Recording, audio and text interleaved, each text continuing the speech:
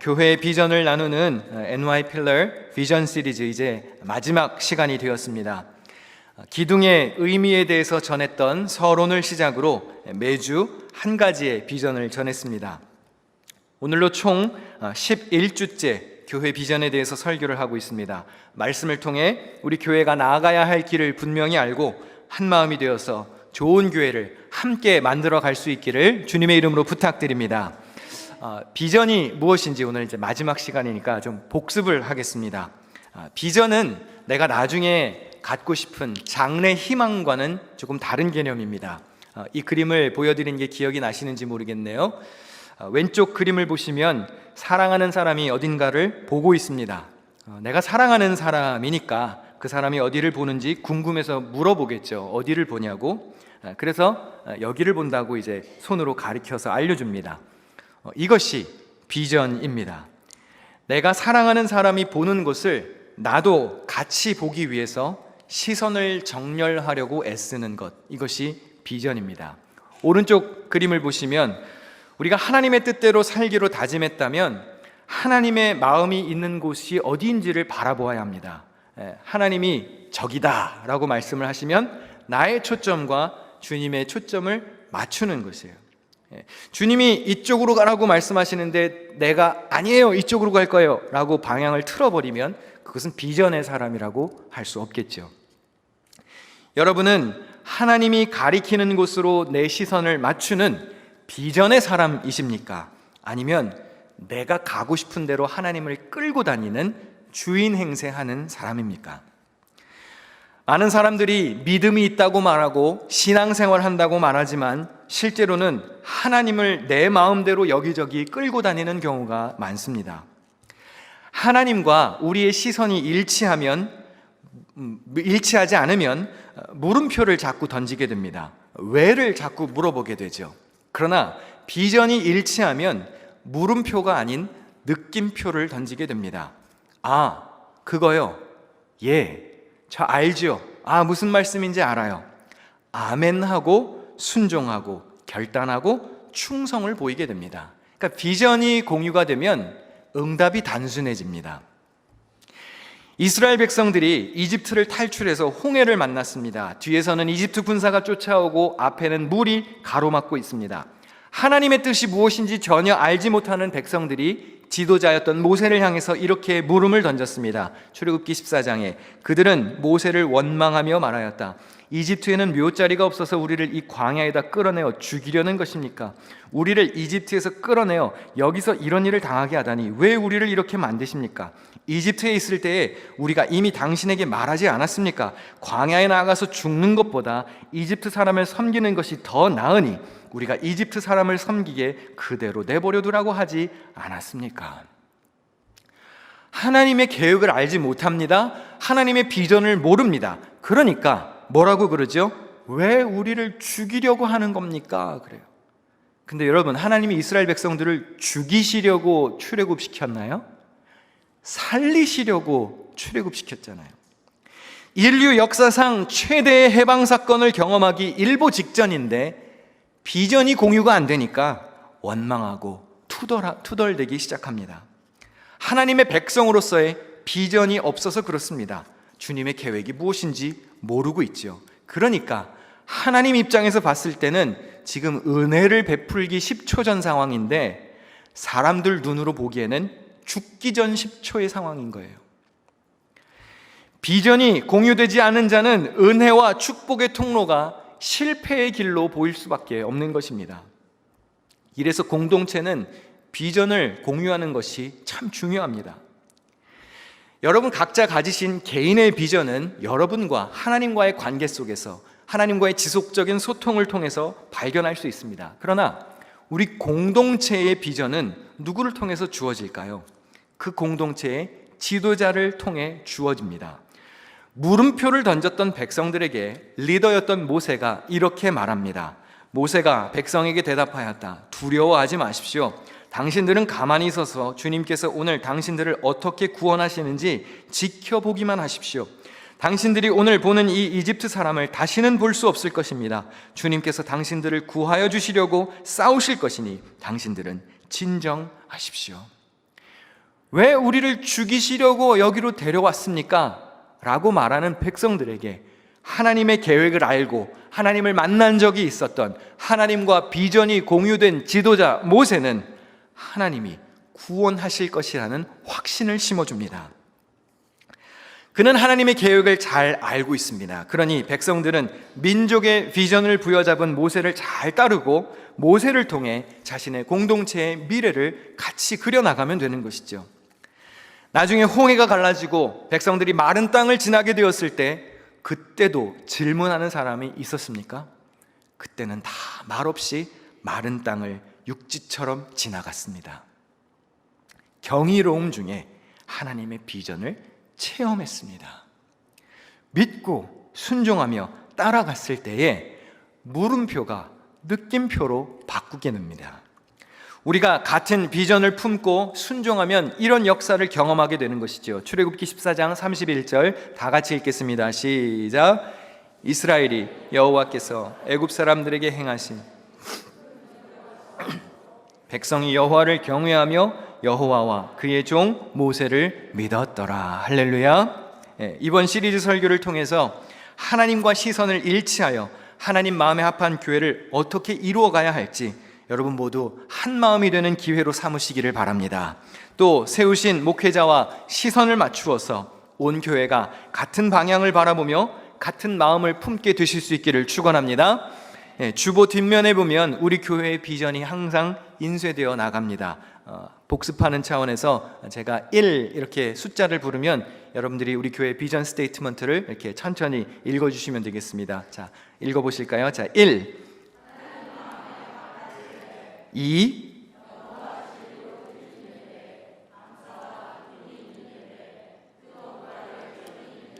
3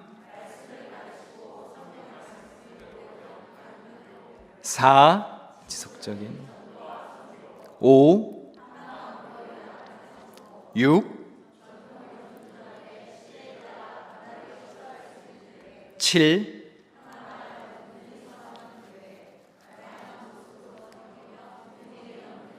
8 9 10 늘 기도에 힘쓰는 교회. 아멘. 이런 교회를 만들어가는 데 주인공이 되시기를 바랍니다. 오늘 마지막 시간으로 늘 기도에 힘쓰는 교회에 대해서 말씀을 전할 텐데, 우리 교회의 비전을 같이 이루어가기 위해서는 온 성도들이 늘 기도에 힘쓰는 교회가 되어야 합니다. 기도는 하나님의 자녀가 누릴 수 있는 특권입니다. 하나님은 우리 기도를 들으신다고 했습니다. 예레미야 29장 11절에서 13절에 여호와의 말씀이니라 너희를 향한 나의 생각을 내가 아나니 평안이요 재앙이 아니니라 너희에게 미래와 희망을 주는 것이니라 너희가 내게 부르짖으며 내게 와서 기도하면 내가 너희들의 기도를 들을 것이요 너희가 온 마음으로 나를 구하면 나를 찾을 것이요 나를 만나리라 했습니다. 전능하신 하나님이 연약한 우리가 하는 기도를 들으신답니다. 어떤 목사님이 기도에 관해 쓰신 글이 참 마음에 와닿았습니다. 기도가 위대한 이유가 뭘까요? 이렇게 쓰셨더라고요. 우리의 기도가 위대한 이유는 듣는 분이 위대하시기 때문이다.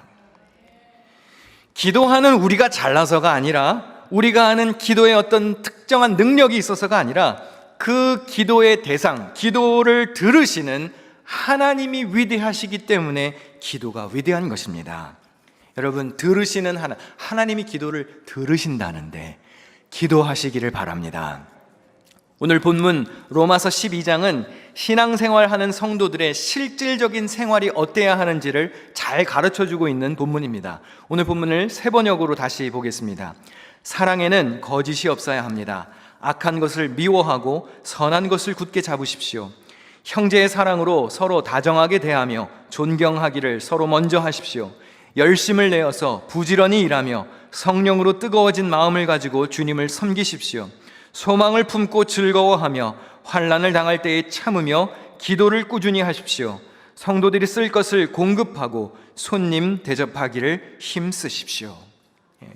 뉴욕 기둥교회 성도들의 삶이 이와 같아지시기를 축원합니다. 특별히 12절에 보니까 소망을 품고 즐거워하라고 했습니다. 환난 당할 때 참고 꾸준히 기도하라고 가르칩니다. 데살로니가 전서 5장 17절에 쉬지 말고 기도하라고 했습니다. 교회와 성도는 기도에 힘써야 합니다. 기도를 많이 하는 사람은 내 기도가 자랑이 되지 않도록 주의해야 합니다. 내가 얼마나 기도를 많이 했느냐가 자랑이 될 수는 없습니다. 그러나 기도를 아예 안 하는 사람은 많이 하는 사람을 비판할 것이 아니라 자기가 기도해야 합니다. 부끄러운 마음으로 기도하기 위해서 힘써야 합니다. 여러분의 모든 일의 시작과 끝이 기도가 될 수 있어야 합니다. 조지 허버트라고 하는 성직자가 말하기를 믿음의 기도는 아침을 여는 열쇠이고 밤을 잠그는 자물쇠라고 했습니다. 자, 저를 한번 따라서 해볼까요? 믿음의 기도는 아침을 여는 열쇠요, 밤을 잠그는 자물쇠이다. 한번 여쭤보겠습니다. 여러분, 오늘 열쇠로 하루의 문을 잘 여셨습니까? 기도하고 오셨나요? 눈 뜨면 기도하셔야 합니다. 하나님, 생명 허락해 주셔서 감사합니다. 오늘도 내게 허락하신 뜻이 있으니 살려주셨군요. 기쁜 마음으로, 감사한 마음으로 맡은 사명 잘 감당하며 살게 하옵소서. 기도함으로 하루를 시작해야 합니다. 밤에 잠들기 전에 기도하십시오. 하나님, 고단하지만 열심히 살았습니다. 평안한 쉼을 갖게 하시고 나의 가정과 일터와 세우신 교회를 지켜 주옵소서. 잠들기 전에 기도해야 합니다. 할렐루야. 잠들기 전에 핸드폰만 보지 마시고요, 기도하시기를 바랍니다. 에베소서 6장 18절 같이 읽어보겠습니다. 시작. 모든 기도와 간구를 하되 항상 성령 안에서 기도하고 이를 위하여 깨어 구하기를 항상 힘쓰며 여러 성도를 위하여 구하라.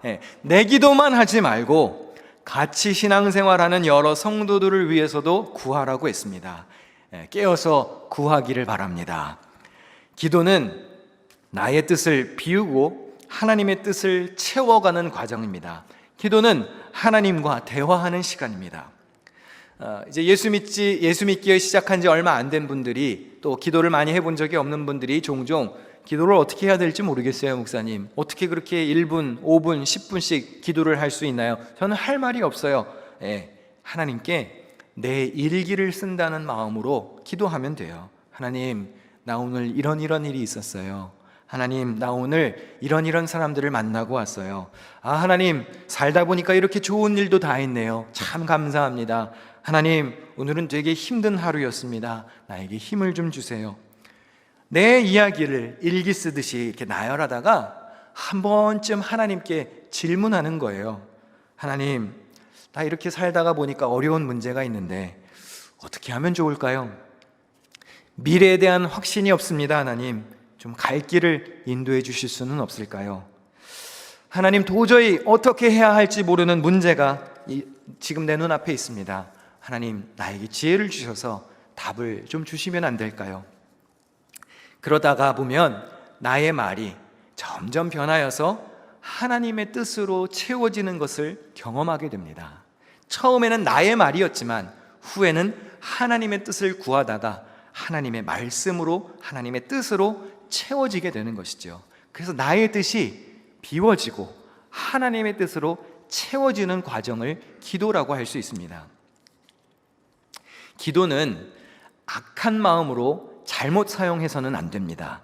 간혹 기도를 무기로 생각하는 분들이 있으세요. 하나님을 협박해야지. 하나님, 나 이거 안 주시면 나 금식해요? 나 굶을 거예요? 그러고 기도, 마치 시위하듯이, 스트라이크 하듯이 기도를 하는 분들이 계세요. 물론 급하고 당혹스러울 때 그렇게 기도할 수 있겠지만 기도가 타인을 협박하는 도구로 악하게 사용되어서는 안 됩니다. 잘못된 기도에는 유익이 없습니다.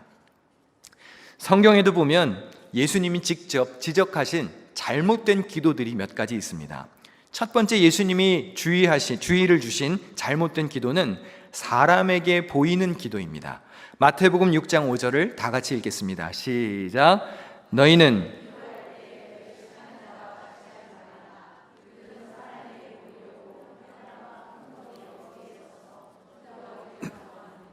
내가 진실로 너희에게 이르노니 그들은 자기 상을 이미 받았느니라. 자, 외식하는 자와 같이 기도하지 말라고 그랬어요.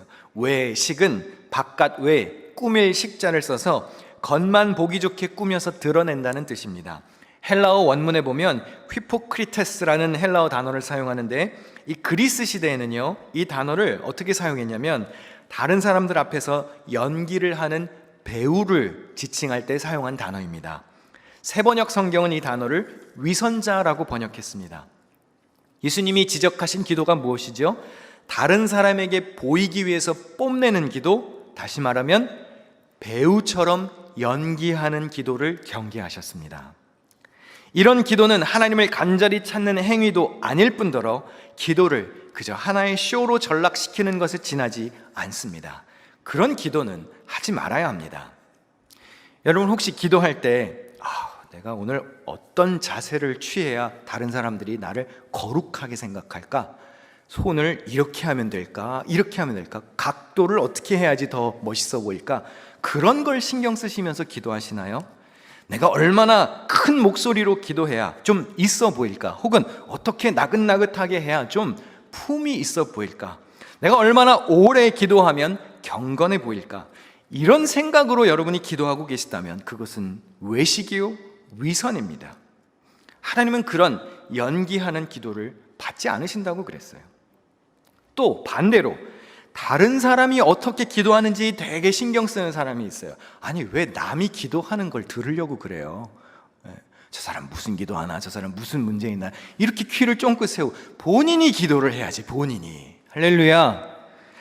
하나님께 본인이 기도하셔야 합니다. 다른 사람 의식하지 말고요. 예수님은 이렇게 기도하라고 말씀하셨습니다. 다 같이 읽어보실까요? 너는 기도할 때에 은밀한 중에 계신 내 아버지께 기도하라. 은밀한 중에 보시는 내 아버지께서 갚으시리라. 은밀한 자리에서, 골방에서 기도하라고 했다고 해서 이렇게 공적인 예배의 자리에서 기도를 아예 하지 말라, 그런 뜻은 아닙니다. 공개석상에서 하는 기도가 문제가 아니라 사람들에게 자신을 드러내는 기도를 경계하신 것입니다. 골방에서 기도하라는 말은 사람들의 눈을 피해서 오직 하나님과의 1대1로 은밀하게 마주하라는 의미입니다. 성경에 보면 예수님도 사람들을 피하셔서 따로 홀로 기도하셨습니다. 특별히 미명, 새벽 시간에 많이 기도하셨고, 산에 올라가셔서 기도하셨고, 해가 저물었을 때도 기도하셨습니다. 이 새벽이라고 하는 특정 시간에 기도 응답이 더 잘 돼서 새벽 기도를 하는 게 아니고요, 산이라고 하는 특정 장소에 어떤 영적 기운이 숨겨져 있어서 산 기도를 하는 게 아닙니다. 예수님은 그저 한적한 곳을 찾아가신 거예요. 사람들을 피해서 은밀한 자리를 찾아가신 겁니다. 예수님은 새벽에만 기도하지 않으셨습니다. 마태복음 14장 23절에 보면 무리를 보내신 후에 기도하러 따로 산에 올라가시니라. 저물매 거기 혼자 계시더니. 저녁에도 기도하셨어요. 그러니까 새벽 기도에만 하고 저녁에는 기도하지 말아야 된다? 그거는 말이 안 되고요. 내가 따로 시간을 구별해서 기도하면 된다는 뜻입니다. 여러분, 여러 가지 이유로 새벽 기도회에 참석할 형편이 안 되십니까? 괜찮습니다. 그 죄책감 가질 일 아닙니다. 그 정죄할 일도 아닙니다. 대신 내가 조용히 홀로 기도할 수 있는 시간과 장소는 구별해야 합니다. 그게 아침이 되었든 오후가 되었든 저녁이 되었든 집이 되었든 회사가 되었든 자동차 안에서 기도를 하든 잠깐을 기도하더라도 내가 하나님과 그 은밀히 골방에서 할 수 있는 기도의 만남이 있어야 합니다. 여러분, 기도하는 삶이 되시기를 바랍니다. 저도 목회하면서 보니까요, 바빠서 기도할 시간이 없다는 말이 가끔 나올 때가 있어요. 그래서 예수님처럼 나름대로 혼자 따로 기도의 시간을 가지려고 노력하는 편입니다. 주로 이렇게 공적인 예배의 장소나 이런 데는 제가 인도하는 입장일 때가 많다 보니까 개인의 기도를 하기보다는 공동체를 위한 기도를 많이 하게 되죠.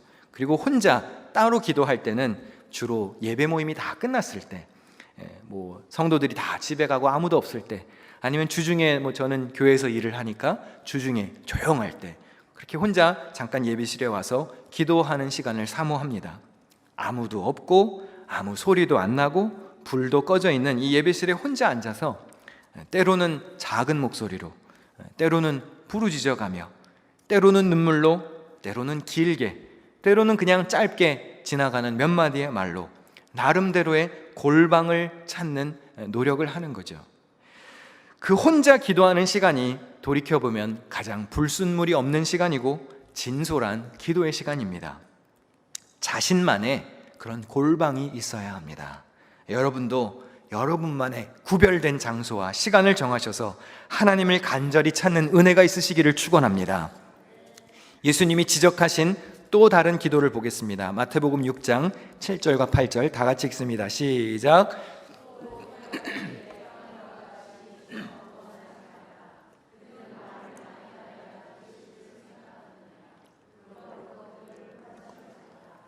예수님은 이방인들처럼 중언부언하지 말라고 가르치셨습니다. 당시 이방 세계에는 약 300개가 넘는 신이 있었다고 합니다. 여러분, 그렇게 많은 신들에게 기도를 하려면 얼마나 많은 말을 해야 했을까요? 어느 신이 들어줄지 모르기 때문에, 확신이 없기 때문에 자기들이 알고 있는 신들을 다 나열하는 겁니다. 심지어 만신전에는 그런 신도 있었다고 하죠. 자기가 빼먹은 신이 있을까 봐 혹시 모르는 이름 모를 신, 그런 신을 위해서도 기도를 하는 거예요. 최대한 많이 말을 해야 응답받을 가능성이 커진다고 여긴 것이죠. 그러니까 한마디로 말하면 막 던지는 기도, 에라이 그냥 하나라도 걸려라 이러고 그냥 기도를 하는 거예요. 요즘 뭐 드라마나 TV에서 나오는 표현대로라면 하나님, 부처님, 알라신 아무나 들어주세요, 뭐 그런 기도인 것이죠. 왜 그렇게 기도합니까? 누가 응답해 줄 것인지에 대한 확신이 없기 때문에 그렇게 기도하는 겁니다. 여러분, 그렇게 많은 신들에게 기도를 해야 하다 보면 같은 기도를 또 반복해야 하고 또 반복해야 하고 주절이 다 이야기를 해야 하죠.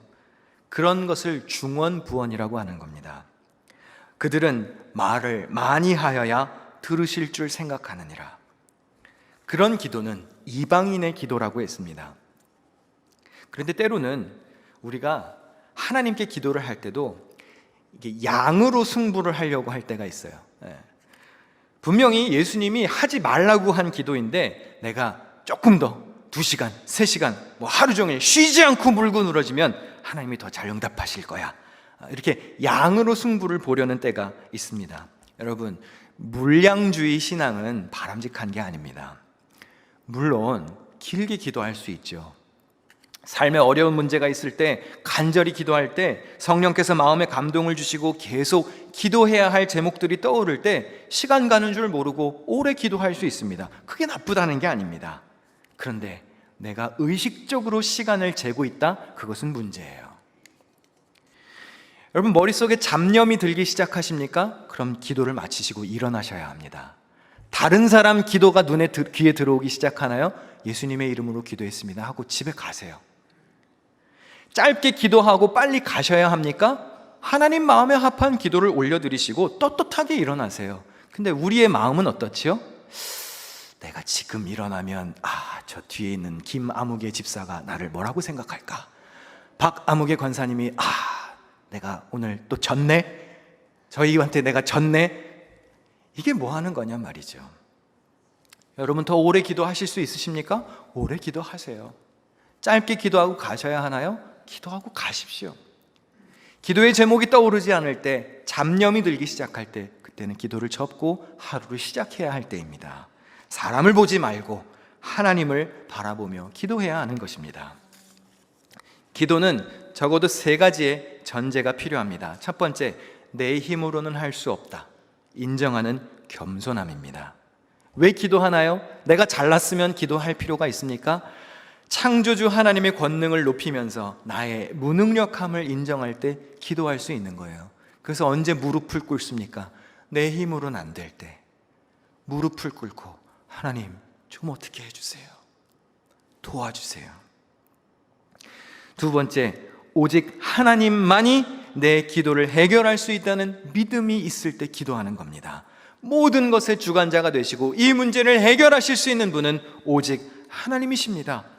나의 능력과 세상의 방법을 바라보던 시선이 하늘로 향해야 기도할 수 있는 것이죠. 그리고 세 번째, 그 기도를 들으시는 하나님이 어디 멀리 저 나라에 계신 게 아니고 지금도 내 가까이에서 나와 함께 하신다는 확신이 있을 때 기도할 수 있습니다. 여러분, 하나님이 기도할 때 여러분이 구하기도 전에 여러분의 필요를 아신다고 했습니다. 할렐루야.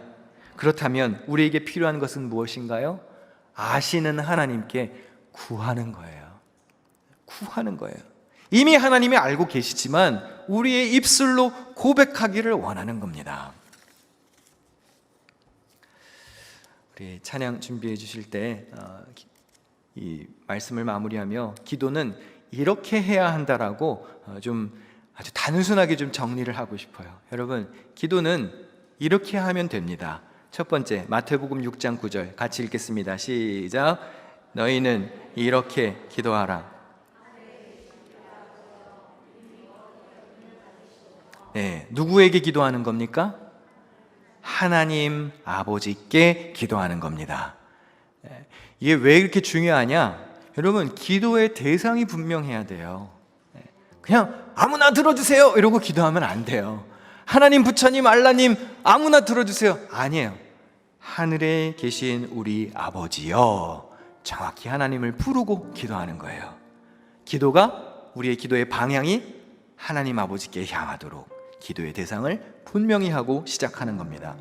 두 번째, 어떻게 기도해야 할까요? 로마서 8장 26절 같이 읽습니다. 성령도 우리의 연약함을 도우시나니 우리는 마땅히 기도할 바를 알지 못하나 오직 성령이 말할 수 없는 탄식으로 우리를 위하여 친히 간구하시느니라. 성령님의 도우심으로 기도해야 합니다. 성령님이 뭐 하시는 분이시랍니까?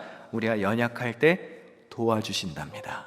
말할 수 없는 탄식으로, 우리가 기도할 수 없을 때 친히 대신 구하여 주시는 성령의 도우심으로 기도해야 합니다. 마지막 세 번째, 우리 어떻게 기도해야 할까요? 골로새서 3장 17절 시작. 무엇을 하든지 다 주 예수의 이름으로 하고, 예수 그리스도의 이름으로 기도해야 합니다. 어떻게 기도해야 한다고요? 하나님 아버지께 성령님의 도우심으로 예수 그리스도의 이름으로 기도해야 합니다. 말을 하든지 일을 하든지 여러분, 예수님의 이름으로 하실 수 있기를 바랍니다. 그리고 아주 중요한 것이 있습니다. 우리가 주님의 이름으로 기도했다면 그렇게 기도한 사람답게 살아야 합니다. 기도했으면 정말로 그 기도가 내 삶에 이루어지도록 합당한 삶으로 나의 행위를 바꾸어야 됩니다. 예수님을 닮게 해주세요 라고 기도해 놓고 살던 대로 살고 성경도 안 보고 기도도 안 하고, 그러면 그 기도가 능력이 있을까요? 건강하게 살게 해주세요 하나님, 건강을 주세요 그래 놓고선 맨날 정크푸드 먹고 밥도 제대로 안 차려 먹고 운동도 안 하고 삶에 안 좋은 생활 습관은 그대로 다 유지하면 하나님이 무슨 수로 건강을 주시겠습니까? 거룩한 하나님의 자녀가 되게 해주세요 그래 놓고선 내 성질대로 살고 내 판단대로 살고 하나님의 말씀을 가까이 하지 않고 맨날 부정적인 얘기만 하고 다투고 분열을 일으킨다면 그것이 거룩한 삶이 될 수 있겠습니까? 내 행위를 기도에 맞게 바꾸어야죠. 사랑하는 성도 여러분, 여러 시간을 할애해서 교회의 비전을 나누었습니다. 이것이 말로만 그치면 무슨 소용이 있겠습니까? 이것이 이렇게 종이에 인쇄만 되어 있으면 아무 소용이 없습니다. 이 비전을 이루어 가려면 어쩌면 어긋나 있는 여러분의 시선을 바꾸어야 할 수도 있어요. 바라보는 방향이 여러분과 다를 수 있어요. 그럼 그렇게 계속 평행선으로 가야 합니까? 같이 시선을 맞추어야죠. 비전을 이루기 위해서 나의 생각이 따라오고 나의 몸이 따라오고 나의 헌신이 따라오고 나의 물질이 따라오고 나의 기도가 따라와야죠. 이렇게 비전을 이룹시다 라고 했는데 기도는 엉뚱한 방향으로 하고 있다면 우리가 어떻게 한 마음이 될 수가 있겠습니까?